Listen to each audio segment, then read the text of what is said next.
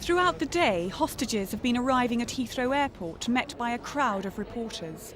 But the released captives were reunited with their families in private. So far, 108 British hostages have returned after 4 months in the Gulf. Among them was Terry Kaliski, a teacher from Essex, who was met by his wife and son. He describes his worst moment.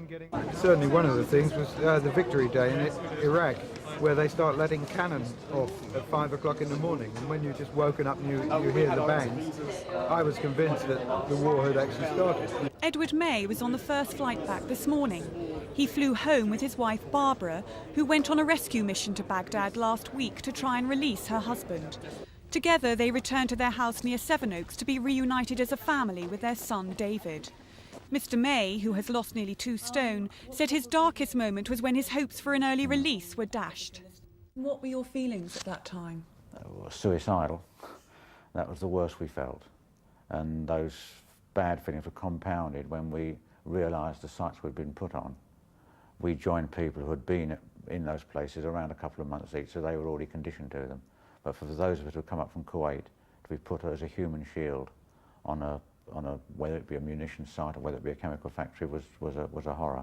His wife Barbara can't believe her husband is finally back. It's just terrific to be back to normality, because there certainly were days when I thought I'd never see him again. And when I went out to Baghdad last week, I certainly didn't expect to be home again this quickly with him. There was relief and jubilation for the Dorrington family when Dave also arrived home this morning.